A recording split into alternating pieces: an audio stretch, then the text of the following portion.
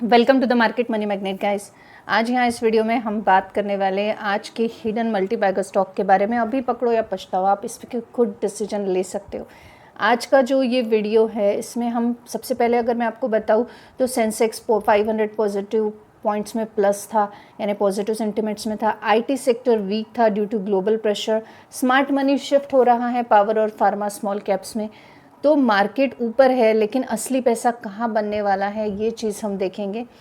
तो हम देखेंगे दो ऐसे स्टॉक जो कि आज हम बोल सकते हैं कि असली पैसा या हिडन कंपाउंडिंग बेनिफिट हमको ऐसे स्टॉक्स में देखने को मिल सकता है। This video is only for the educational purpose, so take it as a educational purpose. तो इस लिस्ट में जो सबसे पहला स्टॉक है वो है टाटा पावर, जो कि एक सेफ हिडन कंपाउंडर्स देखने को मिलता है। आज ये फोकस की लिस्ट में इसलिए था, पॉजिटिव में था 0.75% के।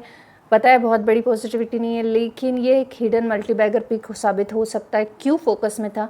सबसे पहले तो रिन्यूएबल एनर्जी का एक्सपांशन लॉन्ग टर्म थीम के लिए बहुत बढ़िया देखने को मिलता है। हम जानते हैं कि रिन्यूएबल एनर्जी का जो फ्यूचर है ये हमें हिंदुस्तान में एक अच्छा फ्यूचर देखने को मिल सकता है, क्योंकि हिंदुस्तान में इलेक्ट्रिसिटी और पावर का कंज्यूमशन हर साल बढ़ रहा है, और ऐसे में रिन्यूएबल एनर्जी एक सब्सटीट्यूट साबित न होते हुए एक ऐसा सब्सटीट्यूट साबित हो सकता है जो कि आने वाले समय में पूरे भारत को एनर्जी प्रोवाइड कर सकता है। उसके अलावा जो गवर्नमेंट पॉज है, यानी green energy plus EV ecosystem के चलते गवर्नमेंट का जो सपोर्ट है ये सेक्टर को, रिन्यूएबल एनर्जी को, ये हमें बहुत बढ़िया देखने को मिलता है। अब जहाँ गवर्नमेंट का अगर सपोर्ट अच्छा है तो आने वाले समय में स्टॉक्स भी अच्छे परफॉर्म कर सकते हैं। और इसके अलावा अगर हम बात करें तीसरा, तो स्ट्रॉन्ग बिजनेस विजिबिलिटी हमें टाटा पावर की देखने को मिलती है। टाटा पावर कंपनी के फंडामेंटल्स ही अच्छे और इम्प्रूविंग नहीं है, बल्कि इनकी जो बिज़नेस की विजिबिलिटी है ये भी बहुत बढ़िया देखने को मिलती है। अगर हम टाटा पावर के फंडामेंटल्स देखें तो मार्केट कैप 1,21,759 करोड़ का है। स्टॉक पी 31.7 है, ROC 10 का है, और ROE जो है 10.2 का देखने को मिलता है। अर्निंग पर शेयर 11.7 का है। डिविडेंड 0.66% कंसिस्टेंसी से डिविडेंड पेइंग स्टॉक है। फेस वैल्यू 1 का है, यानी किसी भी तरह का स्प्लिट का बेनिफिट देखने को नहीं मिलने वाला है। वहीं पे डेप की बात करें तो 76,141 करोड़ का डेप है। डेप टू इक्विटी रेशो 1.93 है, जो कि डेप ज़्यादा देखने को मिलता है। करंट एसेट 29,215 करोड़ के हैं। इन्वेंट्री 5,108 करोड़ की है। पेट्रोस स्कोर के हिसाब से लॉन्ग टर्म के लिए स्टॉक फिट बैठता हुआ नजर आता है। अगर हम बैलेंस शीट की बात कर लें तो बैलेंस शीट में रिजर्व्स 32,036 के देखने को मिल रहे हैं, वो भी 2024 में। देन 35,522 21 एंड 39,148 करोड़ के, यानी रिजर्व्स जो है ये कंसिस्टेंसी से बढ़ते हुए नजर आ रहे हैं टाटा पावर के। इसके अलावा प्रॉफिट एंड लॉस अकाउंट्स की मैं बात करूँ तो सेल्स आप देख सकते हैं 61,449 करोड़, 65,478 करोड़ एंड 62,429 करोड़ के हमें यहाँ पे सेल्स देखने को मिलता है। थोड़ा सा फ्लक्चुएशन सेल में है। मार्च 2025 में बहुत बढ़िया हुआ था एंड मार्च 2026 में थोड़ा सा कम होता हुआ हमें सेल्स नज़र आ रहा है, बट फिर भी सेल्स बढ़िया है। नेट प्रॉफिट की बात करें तो कंसिस्टेंसी से नेट प्रॉफिट यहाँ पे बढ़ता हुआ नज़र आता है। Dividend continuously dividend paying stock ये है। इसके अलावा हमें EPS भी देखेंगे तो 10.44, 11.50, 7, 12.43 एंड 11.73, यानी EPS भी अच्छे से बढ़ता हुआ नज़र आ रहा है। अगर हम इसके फंडामेंटल्स को एक शॉर्ट में हम मर्ज करें तो कंसिस्टेंसी से रेवेन्यू ग्रोथ है। सेक्टर जो है टाइम विंड यानी पावर प्लस ग्रीन एनर्जी का है, जो कि बढ़िया देखने को मिलता है। इंस्टीट्यूशनल इन्वेस्टर्स इसमें अच्छे जो शेयर होल्डिंग पैटर्न में हमें इंस्टीट्यूशनल इन्वेस्टर्स आप देख सकते हैं यहाँ पे 10.4 एंड 17.98% के, यानी अच्छे देखने को मिल रहे हैं। प्रमोटर का होल्डिंग भी 46.86% का है और पब्लिक 24.81% से। तो यहाँ पे जो है टाटा पावर के हमें शेयर होल्डिंग पैटर्न भी अच्छा देखने को मिल रहे हैं।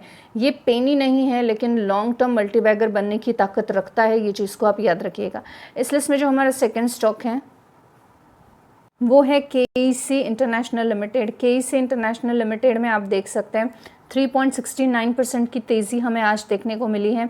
वहीं पे अगर लास्ट 5 ईयर्स का डाटा इसका देखा जाए तो भी 21% की हमें यहाँ पे रिटर्न्स देखने को मिल रहे हैं। और अगर हम मैक्सिमम भी देखें तब भी आप देख सकते हैं मैक्सिमम में 8% के रिटर्न ही बना के दे चुका है। चार्ट पैटर्न जो है ये अपवर्ड साइड में देखने को मिलता है, लेकिन आप यहाँ पे देख सकते हैं एक अच्छा अपवर्ड मूवमेंट आने के बाद में एक गिरावट और फिर थोड़ा सा अपवर्ड एंड फिर गिरावट टाइप का चार्ट यहाँ पे देखने को मिलता है। वोलेटिलिटी काफ़ी हमें KEC में देखने को मिल रही है। फिर भी अगर हम इसके फंडामेंटल्स की बात कर लें तो आप यहाँ पे देख सकते हैं मार्केट कैप 13,500 करोड़ का है, स्टॉक P20 का है, ROC 14.5 है, ROE 11.3 देखने को मिल रहा है, अर्निंग पर शेयर 22.8 है, डिविडेंड टिल्ड 1.08 का है, कंसिस्टेंट डिविडेंड पेइंग स्टॉक है, फेस वैल्यू 2 का देखने को मिलता है, डेप यहाँ पे 5,378 करोड़ का, डेप्ट इक्विटी रेशियो 0.87% का देखने को मिल रहा है, करंट एसेट जो है 22,209 करोड़ के, इन्वेंट्री यहाँ पे 1,533 करोड़ की है। पेट्रोस की स्कोर के हिसाब से लॉन्ग टर्म के लिए फिट नहीं बैठता है। वहीं पे अगर हम बात करें इसके बैलेंस शीट की, तो बैलेंस शीट में आप यहाँ पे देख सकते हैं कि बैलेंस शीट में जो रिजर्व्स है ये 4,044 करोड़, देन 5,294 करोड़ एंड 6,106 करोड़ के देखने को मिल रहे हैं। रिजर्व्स कंटिन्यूसली बढ़ रहे हैं, बोरोइंग भी यहाँ पे बढ़ चुका है। टोटल असेट्स की अगर हम बात करें तो कंपनी के असेट्स भी बढ़ते हुए नज़र आ रहे हैं।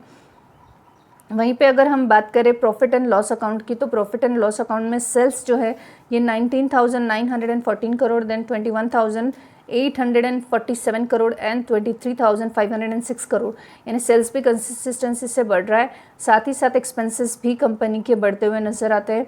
नेट प्रॉफिट की अगर हम बात करें तो 8.85 लाख का नेट प्रॉफिट देखने को मिल रहा है, then 13 crore, then 21 crore and 22 crore point में आगे आप देख ही सकते हो। तो कंसिस्टेंसी से नेट प्रॉफिट भी बढ़ रहा है। Company continuously dividend paying stocks देखने को मिलती हैं। यहाँ पे अर्निंग पर शेयर हमने देखा, ये अर्निंग पर शेयर है। नेट प्रॉफिट की बात करें तो 176 करोड़, देन 347 करोड़, 571 करोड़, 606 करोड़ के हमें यहाँ पे नेट प्रॉफिट देखने को मिल रहा है। साथ ही साथ अर्निंग पर शेयर भी बढ़ता हुआ नजर आता है। तो बेसिकली फंडामेंटल्स तो इम्प्रूविंग देखने को मिलते हैं। अगर शेयर होल्डिंग पैटर्न की बात करें तो 50% का होल्डिंग प्रमोटर के पास है, FIS 9.84% है और उसके अलावा DIS जो है 26.86% और पब्लिक 13.18% के देखने को मिल रहे हैं। तो शेयर होल्डिंग पैटर्न भी बेटर देखने को मिलता है। अब KEC इंटरनेशनल लिमिटेड जो है आज क्यों रेल किया, आज ऐसी कौन सी बड़ी न्यूज़ इसमें आई थी, हम अगर इस बारे में बात करें तो KEC इंटरनेशनल आज जो रेल किया है ये टोटली न्यूज़ बेस्ड रेल था और न्यूज़ बेस्ड रेल होने की वजह से आज ये अच्छा खासा फोकस में देखने को मिला। इसकी जो न्यूज़ बेस थी वो लार्ज ऑर्डर इसने विन की है और ऑर्डर विन करने की वजह से 4 से 5% की तेज़ी में आज दिन भर में रहा है। इंफ्रा प्लस पावर ट्रांसमिशन में स्ट्रॉन्ग फ्यूचर थीम इनका देखने को मिलता है। ऑर्डर बुक बहुत स्ट्रॉन्ग है, गवर्नमेंट स्पेंड करती है इंफ्रा पे और इस वजह से ये बेनिफिशियरी है उसका। लॉन्ग टर्म ग्रोथ विजिबिलिटी इसमें देखने को मिलती है। ब्रेकआउट हुआ है आफ्टर न्यूज़ के और ट्रेंड रिवर्सल भी पॉसिबल देखने को मिलता है। ऑर्डर आया और स्टॉक भागा, अभी एंट्री लेनी चाहिए या नहीं ये आप हमें कमेंट सेक्शन में बताइए। अगर आपको नहीं पता तो आप सिर्फ नो लिखिए और मैं आपको बताऊंगी कि अभी एंट्री लेनी चाहिए या नहीं इन द कमेंट सेक्शन। अगर एक कंक्लूजन की बात की जाए तो टाटा पावर जो है ये सेफ़ है लॉन्ग टर्म के लिए और KEC इंटरनेशनल आज न्यूज़ बेस्ड था। बाकी थोड़ा बहुत रिस्क अफोर्ड करने वाले ट्रेडर्स के लिए ये भी स्टॉक अच्छा देखने को मिलता है। तो ये रहे हमारे 2 हिडन स्टॉक्स जो कि आने वाले समय में एक अच्छा मूव दे सकते हैं। स्मार्ट मनी की एंट्री इन स्टॉक्स में हो रही है, अभी खरीदो या लेट हो जाओ या खरीदना है या नहीं ये सारे डिसीजंस आपके खुद के होंगे। ये रिकमेंडेशन नहीं है, ये किसी भी तरीके का कोई भी आपको टिप्स या ट्रिक नहीं है। हाई रिस्क स्टॉक होते हैं, इनमें स्टॉप लॉस ज़रूरी होता है, आपकी स्ट्रैटेजी ज़रूरी होती है। तो एक तो सेल्फ रिसर्च के बाद डिसीजन लीजिए या अपने फाइनेंशियल एडवाइज़र से पूछ के डिसीजन लीजिए। Thanks for watching.